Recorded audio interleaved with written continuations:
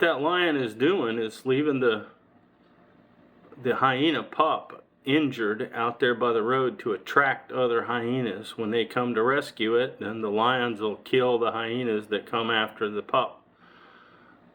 I guess they're going to move it somewhere else.